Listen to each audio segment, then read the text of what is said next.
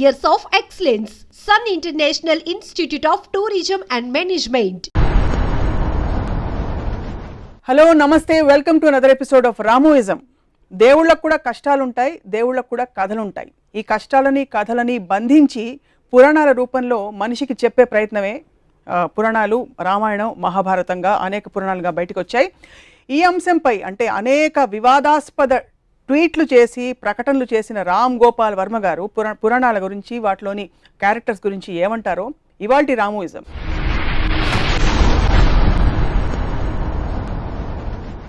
నమస్కారం. Latest tweet ఏంటి రామ్ గోపాల్?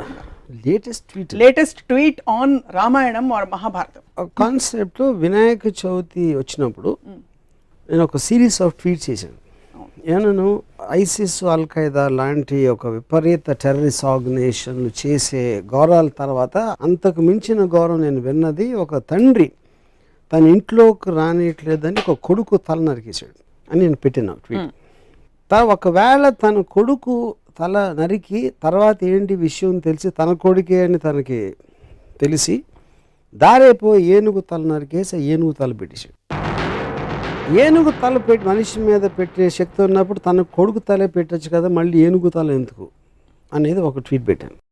నాకు గణపతి కథ అలా చెప్పారు. ఫస్ట్ శివుడు అనే దేవుడికి తన కొడుకు తనే తెలియదా ఒకటి, అది పక్కన పెడదాం. ఒక చిన్న పిల్లడు లోపలికి రావద్దు అన్నాడు, కానీ అటాక్ కూడా చేయలేదు. నన్ను రావద్దు అంటావు రా అని తల నరికేస్తే నాకు తెలిసి తాలిబాన్ కూడా చేయలేదు, కానీ మన దేవుడు చేశారు. దాని తర్వాత ఏనుగుని చంపితే ఇప్పుడు WWF అంత గోల్ చేస్తారు. మేము సినిమాలో కుక్కను పెడితే సెన్సార్ వాళ్ళు కుక్కర్ని ఏమన్నా చేశారా అని అడుగుతారు. ఏమి అన్నం పోయిన తెలియదు, ఏనుగుని చంపేసి దాని తలను పెట్టారు. ఆ తల ఎందుకు పెట్టలేదు అదో క్వశ్చన్. దాని మీద బాంబేలో ఒక శివసేన ఇలాంటి ఎంఎస్ గ్రూప్ వాళ్ళు ఇలాంటి ట్వీట్లు పెడతాంటే గణపతి అంటే చాలా పెద్ద ఈవెంట్ బాంబేలో. అంటే దాంట్లో ఒక లీడరు ఇప్పుడు మనం గొడవ చేస్తే దీని గురించి దాంట్లో లాజిక్ అంతా బయటికి అవుతారో తనకే పబ్లిసిటీ వస్తుంది, వదిలేయండి అని చెప్పాడు. సో నా పాయింట్ ఏంటంటే అది ఇప్పుడు మనం బ్లైండ్గా ఫాలో అవ్వటానికి ఒక దేవుడికి ఉన్న క్వాలిటీస్, ఆ దేవుడికి ఉన్న ఆ పర్టిక్యులర్ పురాణ పురుషుడికి ఉన్న క్వాలిటీస్ అనేది మనకు చాలా ఇంపార్టెంట్ స్టడీ చేయడం.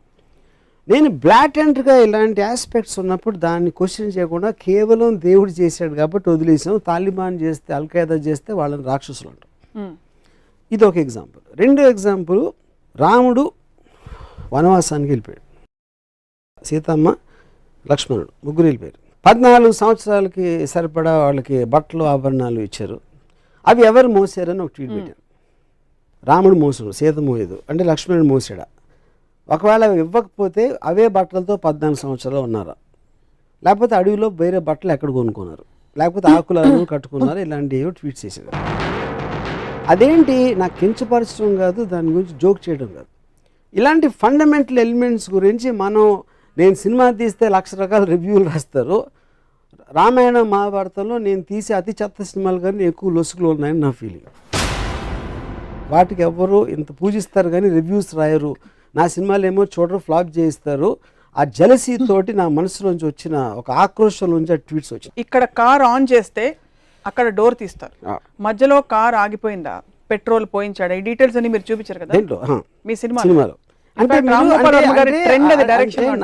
నా పాయింట్, ఒక ఫాదర్ కొడుకు తల నరికేయడానికి కారు ఆపేశాడు, పెట్రోల్. ఎంత చిన్న ఎగ్జాంపుల్, అది సరిపోతుందా? అంటే దానికి దీనికి పోలిస్తే మీ గురించి నాకు అర్థమవుతుంది. ఈ పోలిక కరెక్ట్ అని అనుకుంటే సివియారిటీ ఆఫ్ ద థింగ్ అది కాదు. ఇక్కడ లాజికల్ కార్లు పెట్రోల్ ఉందా లేకుండా వెళ్ళిందా అనేది దాని వలన ఏమి మీకు మారల్ ఆస్పెక్ట్ అనేది ఏమి రాదు. మీకు ఒక స్టోరీలో ఒక లాజిక్ అది. ఇక్కడ it is destroying the fundamentals of God. That is okay. I'm talking about రాముడు బట్టలు మోసాడా, వాళ్ళు ఇస్త్రీ చేసుకున్నారా, గంజి పెట్టి ఇస్త్రీ చేస్తారా, లేకపోతే వాటి ఆ క్వశ్చన్స్ కి ఆన్సర్ గా ఇది కథలో ఓకే. అప్పుడు okay, so okay, I agree, you're right, I'm wrong. So ఇంకో ఎగ్జాంపుల్ ఇస్తాను. కైకేయి పాతకి రాముడిని అడిగి పంపించేస్తుంది. రాముడిని అడిగి భరతుడికి పట్టాభిషేకం. కైకేయి ఎందుకు చేసింది? రాముడు కన్నా తన కొడుకు అంటే ఎక్కువ ఇష్టం భరతుడు, తన భరతుడికే రావాలని ప్రతి తల్లికి ఉంటుంది. మాట ఇచ్చింది ఎవరు? దశరథుడు. నువ్వు ఏం చేస్తే చేస్తాను. ఎందుకు? ఆ పర్టిక్యులర్ టైంలో ఎమోషన్లో ఏదో ఒక టైంలో తను ఇచ్చాడు మాట. ఆ మాట ఇప్పుడు నాకు చేయాలని.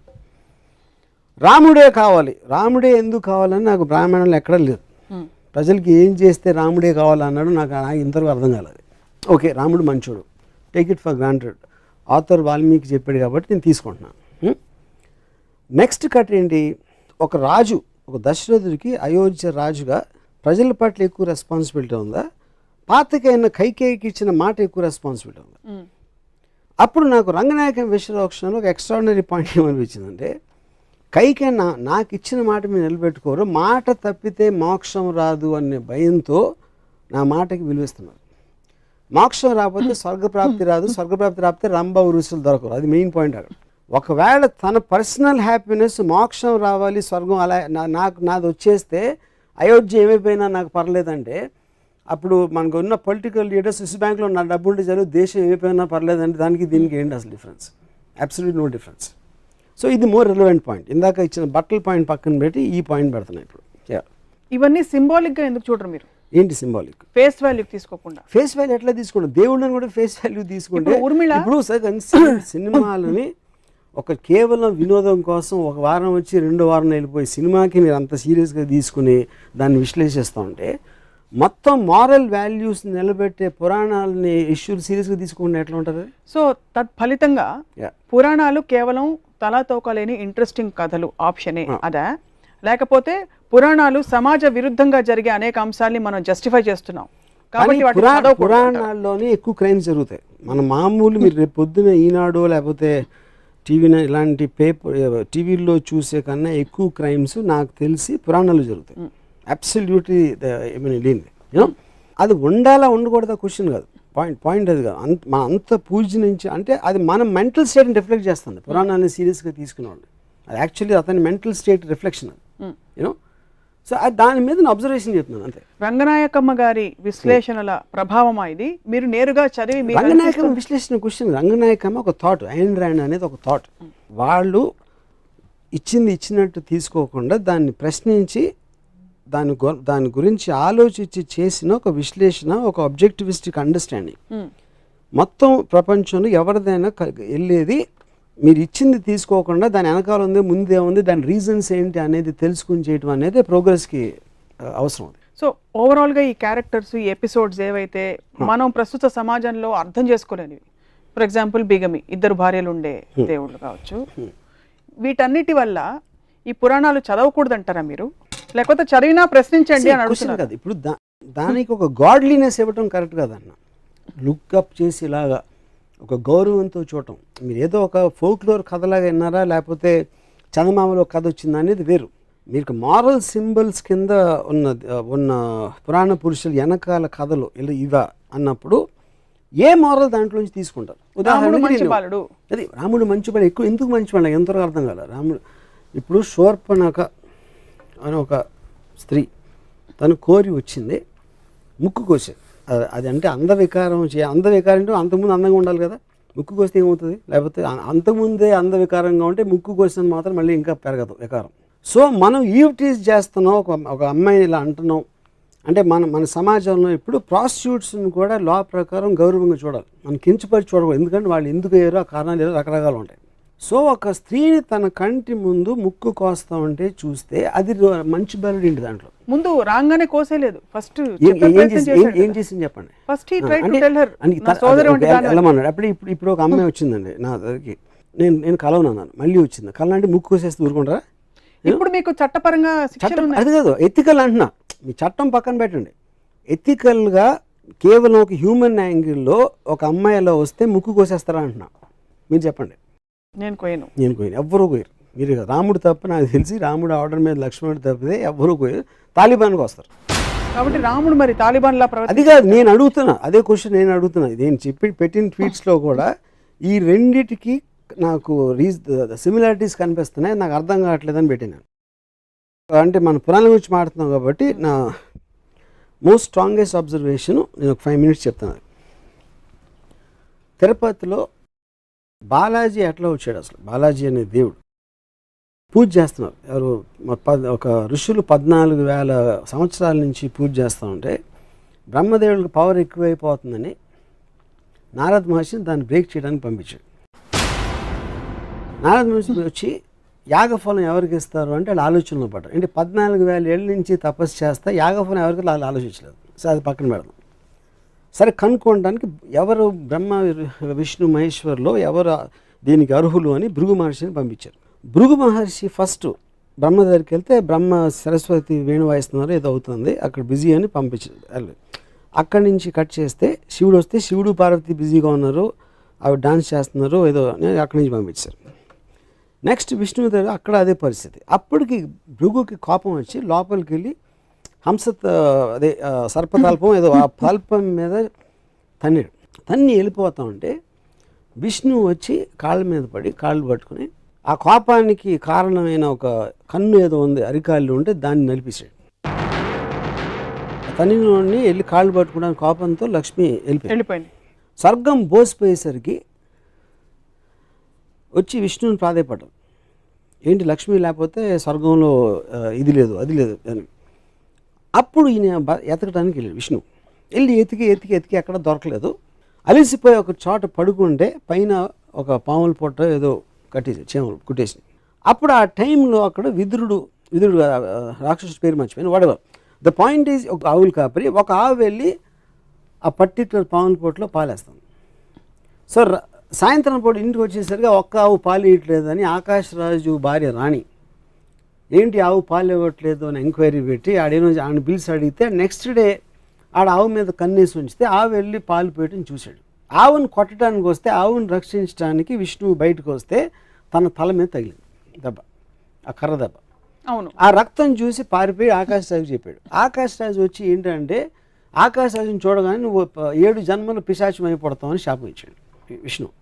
అదేంటి నేనేం చేశాను ఇప్పుడు చూడటానికి వచ్చి నాకు శాపం ఏంటి అంటే నువ్వు చెప్పింది కరెక్టే కానీ శాపం వెనక్కి తీసుకోలేను, అందుకని 7 జన్మలు పిశాచిగా మళ్ళీ తర్వాత దేవత అయిపోతామని ఒక అమెండ్మెంట్ ఇచ్చాడు విష్ణు.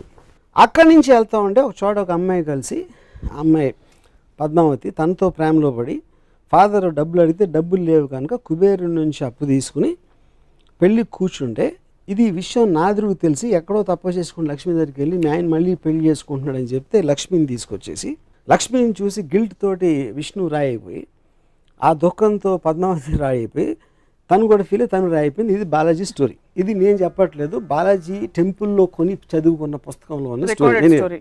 ఓకే, ఇప్పుడు నా పాయింట్ ఏంటంటే ఒకటి విష్ణు వెళ్ళి కాలు పట్టుకున్నాడు ఏదో చదపటానికి, అది లక్ష్మికి ఎందుకు చెప్పకూడదు అసలు, అందులో ఏంటి సీక్రెట్గా దాయాల్సిన అవసరం ఉంది. సో వెళ్ళిపోయింది.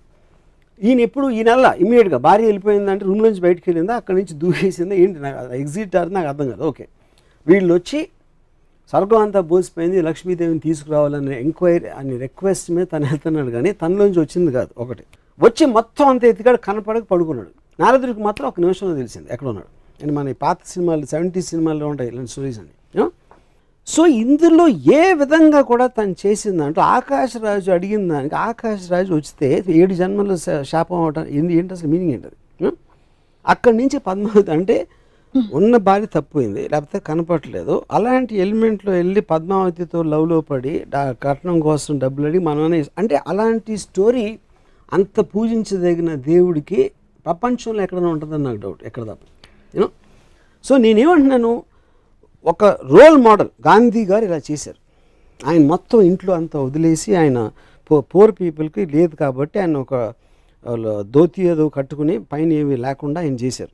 ఇంకో ఫలానా లీడర్ ఏదో చేశాడు, ఇంకోటి ఎవరు ఏదో చేశారు. ఇలా రోల్ మోడల్స్ అనేవి వాళ్ళు చేసినట్టు మనం చేయాలి, మనం కూడా అంత ఎత్తుకు ఎదగడానికి ట్రై చేయాలి అనేది రోల్ మోడల్. అది పురాణ పురుషుడు అవ్వచ్చు, లేకపోతే పొలిటికల్ లీడర్ అవ్వచ్చు, లేకపోతే ఒక ప్రజానాయకుడు వాటెవర్ రిబెల్ లీడర్ అవ్వచ్చు. ఏ మాత్రం అసలు రోల్ మోడల్గా సృష్టించడానికి అనేది లేని వాళ్ళని నేను ఇక్కడే చూశాను. ఇది కేవలం హిందూ పురాణాలేనా అన్ని మతాల పురాణాలు? నాకు తెలిసిన పురాణాలు హిందూ తప్పితే నేను ఎక్కడ చూడలేదు. సో రామాయణం మహాభారతం రెండిట్లో మీ దృష్టిలో ఏది ఎక్కువ అబ్జెక్షనబుల్ అంటారు లేక ఎక్కువ కాన్ఫ్లిక్ట్? నాకు మహాభారతం అనేది నన్ను పూజించమని నాకు ఇప్పుడు చెప్పలే. Ramayanam is different. రామాయణం అనేది ఒక దేవుడు, రామాయణం బాలాజీ గణపతి అది డిఫరెంట్. మహాభారతం అనేది ఒక కథలాగా వచ్చింది. కౌరవులు పాండవులు కజిన్స్ వాళ్ళు పొలిటికల్ ఆస్పెక్ట్స్ వాళ్ళు కొట్టుకుంటున్నారు. ఒక శ్రీకృష్ణుడు అనే క్యారెక్టరు ఇంకో పాల నుంచి ఇక్కడికి వచ్చాడు కాబట్టి ఒక దైవత్వం అనేదానికి ఒక చిన్న ఎలిమెంట్ ఉంది. Otherwise it's normal story. నాకు అది భగవద్గీత అవన్నీ కూడా కాదు. భగవద్గీత మీకు కనిపించదు అందులో. భగవద్గీత ఉంది, కానీ పాయింట్ ఈజ్ భగవద్గీత అనేది నేను అసలు చదవలేదు మహాభారతం మొత్తం. అంటే మిగతా అంతటితో చూస్తే అది ఒకటే non interesting part. So me disappointment I know what Bhagavad Gita is about. Me disappointment అంతా ఇంత పెద్ద పెద్ద దేవుళ్ళ పురాణ పురుషులు అనేది రోల్ మోడల్స్, వాళ్ళకి ఆ క్వాలిటీస్ ఉన్నాయా లేదా అని నా క్వశ్చన్. ఎలాంటి క్వాలిటీస్ ఉండాలి ఇప్పుడు చెప్పాను కదా, అంటే మీరు చెప్పినవి ఇవన్నీ అంటే వాళ్ళకి they should be superior human beings. That is what the whole point. మనుషుల్లా ప్రవర్తించకూడదు, రివెంజ్ ఉండకూడదు, కోపం అది కదండి. మీరు పూజించి ఫోటో పెట్టుకునేది ఎవరు అంటే ఏపాళ్ళ టైంలో గాంధీ గారు చెప్తాను. గాంధీ గారు నేను 100 చెప్తాను ఇప్పుడే కూర్చుని, ఆయన ఏమేమి చేశారు, ఎంత మహానుభావుడు అని. I can't say the same. Balaji గురించి నేను చెప్పలేను, గణపతి గురించి చెప్పలేను, రాముడి గురించి చెప్పలేను. ఇప్పుడు మీరు ఇంత వివాదాస్పద వ్యాఖ్యలు, ఖచ్చితంగా కాంట్రవర్షియల్ స్టేట్మెంట్స్ అని మీరు చెప్తున్నవి, ఎవరి సెంటిమెంట్స్ హర్ట్ అవుతాయని అనుకోరా? హర్ట్ అవుతుంది. ఎక్స్ప్రెషన్ చెప్తాను. నేను అడిగిన ఒక లాజికల్ క్వశ్చన్, అది చాలా లాజికల్ క్వశ్చన్ నేను అడుగుతున్నాను. దానికి answer I also want to hear. I'm very curious to hear. నమ్మే భక్తులకి డీటెయిల్స్ అనే అవసరం లేదు, వాళ్ళకి అవసరం లేదు, వాళ్ళు చేయకూడదు నేను చెప్పట్లా. నేను ఒక స్వతంత్ర పౌరుడుగా నాలోంచి వచ్చిన ఒక డౌట్ని ఎక్స్ప్రెస్ చేస్తున్నాను అంతే. ఇప్పుడు ఎలా అయితే మీరు డౌట్లు ఎక్స్ప్రెస్ చేస్తున్నారో స్వతంత్ర పౌరుడిగా, ఆబ్జెక్టివ్ సోషియో సైంటిస్ట్గా, పురాణాల్లో ఉండే మంచి విషయాలు ఏమైనా తెలుసుకున్నారా? అంటే is there anything that inspires you in the Puranas, any character? నేను చదివినంత నాకు ఎక్కడ కనపడలేదు. ఎక్కడ అంటే ఏంటి, బాగుండాలి, అందరినీ బాగా చూసుకోవాలి, భార్యని సతీమణి అని చూసుకోవాలి, భార్య ఏంటి, లేకపోతే తమ్ముడు అన్నయ్యను కొలవాలి, అలాంటి ఏమంటుందని ఏబిసిడీలు చిన్నప్పుడు హ్యాండ్ రైటింగ్ బుక్స్లో ఉండే అడ్వైజులు అయ్యే అనుకుంటే ఓకే, అవేవి మిమ్మల్ని కానీ అవి ఉన్నాయి. కానీ ఏదైతే ప్రిన్సిపల్ క్యారెక్టర్స్ పురాణంలో వాళ్ళు ఎవ్వరు దాన్ని పాటించరు. మనకి చెప్పే నీతులు పురాణ పురుషుల్లో అత్యంత పెద్దవాళ్ళని మనం అనుకుని ఎవ్వరూ అవి పాటించరు. ఇప్పుడే మీకు ఎగ్జాంపుల్స్ చెప్పాను. పురాణ పురుషుల్లో ఉదాహరణకి, పురాణాల్లో ఇంటెన్షన్, ఒరిజినల్ ఇంటెన్షన్, రాముడు లాంటి ఒక మహోన్నతమైన మానవ రూపంలో ఉండే దేవుడు ఇంకో పరస్త్రీకి వేసి కన్నెత్తి చూడు, అందుకే రాముడు అంతటి నిజాయితీ ఉండే వ్యక్తి, అంటే కమిట్మెంట్ ఉండే వ్యక్తి అని చెప్తారు. అలాగే సీతమ్మ వారు, ఆవిడ వెళ్ళి అశోకవనంలో కూర్చున్న సమయంలో రావణాసురుడు అంతటి ఘోరమైన రాక్షసుడు కూడా, 10 తలకాయల రాక్షసుడు కూడా పరస్త్రీ కదా అని అడ్వాంటేజ్ తీసుకోలేదు. ఆవిడ అశోకవనంలో అక్కడ పెట్టాడు కానీ ఆవిడని. So there lot of good things to talk about. ఇప్పుడు చెప్తాను. ఇప్పుడు విష్ణువు అనే ఒక దేవుడు డబల్ రోల్లో రాముడు కృష్ణుడుగా వచ్చాడు. రాముడేమో ఏకపతివ్రతుడు, కృష్ణుడేమో 1000 మంది గోపికలతో ఉంటాడు. సో అప్పుడు ఎవరిని తీసుకోవాలి నేను? ఇదొక కృష్ణుడు కాదా? ఇదొక యుగం, అదొక యుగం. యుగం కాదు, యుగాలు ఎందుకు? యుగాలు మారినా మీకు నీతులు ఎట్లా మారుతాయి? ఎందుకంటే ఫోకల్ పాయింట్ మారుతుంది, మీరు పర్స్పెక్టివ్. అప్పుడు రాముడు ముందా కృష్ణుడు ముందా? రాముడు ముందు. అప్పుడు కృష్ణుడికి 1000 వస్తే ఇప్పుడు 1,00,000 అవ్వాలిగా. ఇంకొక అవతారం వస్తే వస్తుందేమో. అది కాదు, మీ రోల్ మోడల్ అప్పుడు మనం ఫాలో అవ్వాలి. రాముడు రోల్ మోడల్ ఎందుకు ఏకపత్నివ్రతుడు, మనం కూడా ఒకే అమ్మాయితో ఉండాలని రోల్ మోడల్. అవును, శ్రీకృష్ణుడు దాన్ని బ్రేక్ చేశాడు మీరు చెప్పిన లా ప్రకారం. ఇంకో యుగంలో అది వర్తించదు, అందుకని 1000 మంది గోపికలను తీసుకున్నాడు. అప్పుడు నేను రోల్ మోడల్, నాకు కృష్ణుడాడు. ఇప్పుడు ఇంకా అడ్వాన్స్ అయింది కాబట్టి ఇప్పుడు 1,00,000 గోపికలు అవుతావా, మళ్ళీ వెనక్కి వెళ్తామా? శ్రీకృష్ణుడు మీకు రోల్ మోడల్ అయినప్పటికీ, శ్రీకృష్ణుడు స్వచ్ఛమైన ప్రేమ, ప్యూర్ లవ్. గురించి చెప్తున్నాను. Pure love, it is an embodiment of pure love. శ్రీకృష్ణుడి గురించి మనకి తెలిసింది, he was an embodiment of pure love. నెమలి పింఛం అనేది ఎందుకు పెట్టుకుంటారంటే, it is an embodiment of pure love, which is but he can share that love with 1,000 girls. అది point. 1,000 girls, which is not sexual in connotation necessarily. అంటే అందరిని పూజిస్తాడా కూర్చుని? అది తెలియదు, but this is what we know. నెమలి పింఛం అన్నది కూడా సంకేతం. నెమలి పింఛం అని పక్కన పెట్టిన అది డ్రెస్. అది ఇప్పుడు ఎవరు క్యాప్ వేసుకున్నట్టు అప్పుడు నెమలి పింఛం వేసుకుంటారు. దానికన్నా ఎక్కువ ఇంపార్టెన్స్ ఇవ్వద్దు. తను చేసే పని చెప్పండి నాకు. ఏం డ్రెస్ అనేది, మన costume is not the point, సీన్లో కంటెంట్ అనేది పాయింట్. అక్కడ సీన్లో కంటెంట్లో విష్ణు అవతారమే రాముడు, విష్ణు అవతారం. రాముడు ఏకపత్ని భక్తులు అని చెప్పినప్పుడు తను ఇంకో రోల్ వేసినప్పుడు మొత్తం ఆపోజిట్లో వేస్తే దానికి వ్యాలిడిటీ ఏంటని అడుగుతున్నాను. కాబట్టి రెండింటికి వ్యాలిడిటీ లేదంటారా? ఒకటి తీసుకుంటారు. క్వశ్చన్ అది కాదు. రోల్ అంటే ఇప్పుడు రాముడు అది ఒక్కటి చేసి ఉండొచ్చు, దానికి ఆపోజిట్గా 10 చేశారు దాంట్లోనే, రామాయణంలోనే నాకు చెప్పాను. అన్ని మతాల దేవుళ్ళని లేక పురాణాలని మీరు ఎప్పుడు స్టడీ చేయాలన్న ఉత్సుకత మీకు కలగలేదు? స్టడీ చేయడం మామూలుగా, ఇప్పుడు నేను ఎక్స్పర్ట్ని కాదు పురాణాల్లోని, లేకపోతే బుక్స్ రాసేసి మన కల్పవృక్షం విశ్వనాథ్ సత్యనారాయణ గారు, I'm not an expert on that. నేను ఒక మామూలు జనంలాగా నాకు తెలిసిన, అంటే నాకు బాలాజీ టెంపుల్లో నుంచిన వాళ్ళు కన్నా నాకు ఎక్కువ తెలుసు, గణపతి టెంపుల్, సిద్ధి వినాయక్ ఇక్కడికి వెళ్ళిన వాళ్ళు నాకన్నా ఎక్కువ తెలుసు, రెగ్యులర్గా టెంపుల్కి వెళ్ళే వాళ్ళు కన్నా నాకు ఎక్కువ నాలెడ్జ్. డెఫినెట్గా నేను ఎక్స్పర్ట్ అవ్వకపోవచ్చు దాంట్లో. సో నేను మామూలు ఒక జనం ప్రతినిధిగా పురాణాల మీద నాకు వచ్చిన డౌట్ ఎక్స్ప్రెస్ చేస్తున్నాను అంతే. దీనివల్ల భక్తులు యాక్చువల్గా మారాలని కానీ ఎంత డీప్గా వెళ్తే మీకు అంత పోతుంది ఇంప్రెషన్. అది నేను గమనించాను. ఎక్కువ డీప్ గా అందుకే భక్తులు డీప్ గా వెళ్ళరేమో. కల్పవృక్షంలో మొత్తం డిస్క్రిప్షను సీత సెక్షువాలిటీ మీద ఉంటుంది. అది నాకు రామాయణ విశేషం చదివే వరకు తెలియదు నాకు, ఎందుకంటే నేను అలాంటి లాంగ్వేజ్ నేను చదవను కాబట్టి. ఇలాంటి కాళ్ళు గల సీత, అలా సీతని తను చూసాడంటే అది శృంగారం అనొచ్చు, మీరు ఏదైనా ఆస్పెక్ట్ అవ్వచ్చు, కానీ అది మనం నార్మల్ ఆస్పెక్ట్లో రామాయణాన్ని ఎప్పుడు అలా చూడం. కానీ అది రాసింది విశ్వనాథ సత్యనారాయణ గారు, వాట్ ఎవర్, ఐ మీన్ అది ఎలిమెంట్. అది రాయకూడదని నేను ఆర్గ్యూ చేయట్లేదు. వాట్ ఈజ్ మనకి ఇది వస్తుంది, ఇలాంటిది మనం ఇలా చూడకూడదు అనేది ఇష్యూని మనం పక్కన పెట్టేసి మిగతాదంతా మాట్లాడతాం. సో అప్పుడు మనం ఏంటి క్యారెక్టర్, రాముడు మహా గొప్ప రాజు, అయోధ్య ప్రజలంతా పూజించేవాడు, ఏకపత్ని వ్రతుడు, ఇది అది అని క్వాలిటీస్ అన్ని. ఆ క్వాలిటీస్తో ఉన్న వేరే వైపు మీరు యాక్చువల్గా రామాయణ ఇన్సిడెంట్లు చూస్తే దానికి దీనికి సంబంధమే ఉండదు.